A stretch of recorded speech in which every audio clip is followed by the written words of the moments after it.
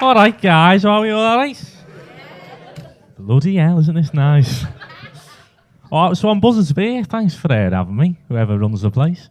Yeah, I'm buzzing to be here. I'm also buzzing because I've graduated from university in the summer.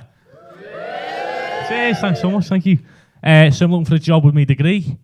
The only thing is I got a degree in drama, which essentially means I'm 27 grand in debt for acting like a twat.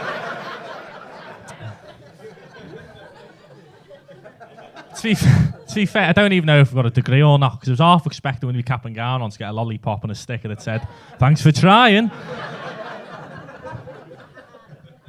But yeah, me dad, telling me dad, that was a load of fun, because my dad's a hard worker, like he's a labourer. And the hardest thing I've ever had to do was convince me dad that doing drama was a good idea. The second hardest thing was convincing him I wasn't gay.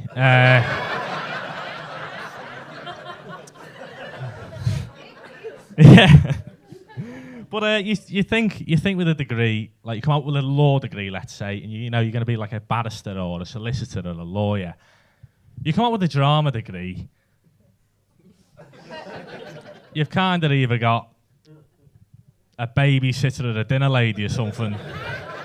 So yeah, but anyway, before drama, I wanted to go into music. I love music. I play guitar. I sing a little bit, just a little bit. But the other day, I was at the O2 Academy. I went to the Amy Winehouse experience. I come out, heroin needles in my arm, coked off my tits.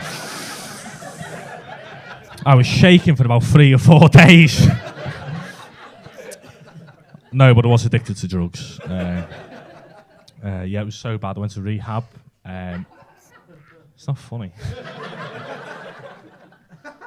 They were looking for a job for me in rehab, and they found me a place working in a frozen meat factory. So they put me on cold turkey. Had to throw one of them in. Had to do one of them. Yeah, but anyway, jobs. It's shit looking for jobs, because it just seems that every job is so stressful. Like you got accountants, you got teachers, you got terrorists.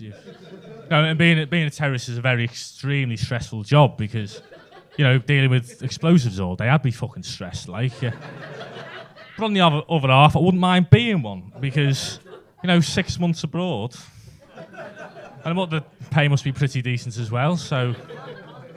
Yeah, I don't mind. But, I work in a bar at the minute, and everyone's saying, that's not a real pint, that's not a double. What do you mean you don't do straws? At that point, I wish I could blow up. But in all honesty, though, like, terrorism's awful. Like, it's a horrible thing. I don't support terrorism whatsoever. So it's horrible, man. And especially over the last 2 years, there's been a lot of attacks in this country, and Paris and Berlin as well. And it's only just been over a year since the Manchester attacks, and that's awful. And it's provoked a lot of racism, which is horrible as well, obviously. But one nice thing which did come from this was a group of Muslim women all got together and stood on London Bridge, hand in hand. That's really nice, because it's like a big middle finger to all these racists and the EDL and the Britain First and all these racist parties. So good on the Muslims. However, I thought, wouldn't it be funny if one of them blew up? No, I'll start going like firecrackers up.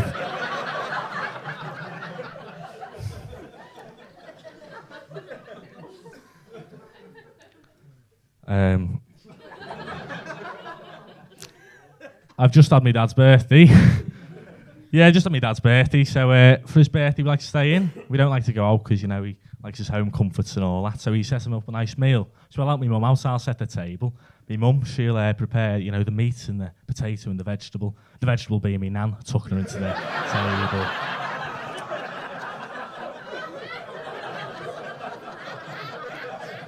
You'll have my uncle. My uncle will come round. He'll help out. He'll go and get the dog in. I'll tell him to dig a bit deeper. It's been dead for 3 years.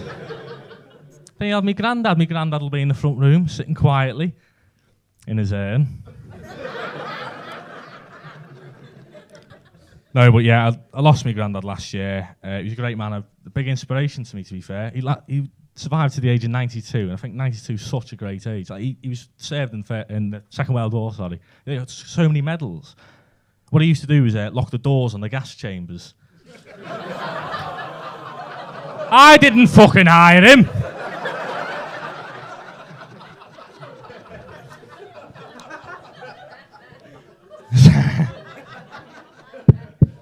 But yeah, no, I like my dad's birthday. I prefer my dad's birthday to my mum's birthday simply because he's easier to buy for.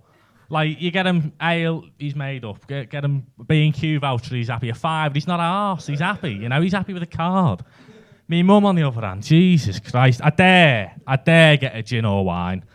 Because she'll come in from work going, oh, I've had such a stressful day, I'll top myself up with a bit of vino, you know. I've been a bit stressed. Half hour later, she'll be in the kitchen dancing with the mops of George Ezra. I used to get her flowers, used to be able to get her flowers for free. That was before I was banned from the cemetery, but...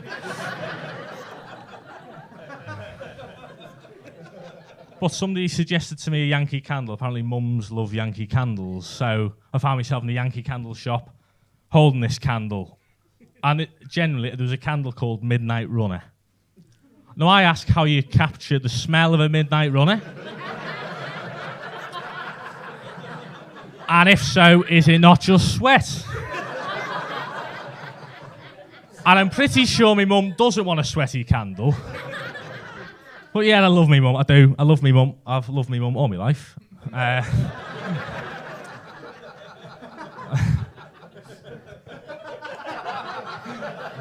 But growing up was hard. You know the witch out of Hansel and Gretel, when she just fed the kids, just load of shit to bulk them up? I think she was having a competition with her, because at one point I was like 70% gravy. Like, if you cut my arm, custard would just fly out. I was minging, I was disgusting, I looked like a little hobbit. I had these spectacles on, like, you know, like your nan wears those little horrible spectacles. I was wearing a pair of them. I was wearing the shittest gear. I looked like Chunk from the Goonies, like, it was awful, man, it was awful. I remember when I was 10 years old and my mum would make me go out and play with the other kids. Like, I didn't have any friends, but she'd go on, go and find some friends. But I'd be begging, arms around her ankles, please, mum, please let me stay in and do my own work. Read chapter 3 of James and the Giant Peach. Read? You can't even see, you fat little bastard. Go on!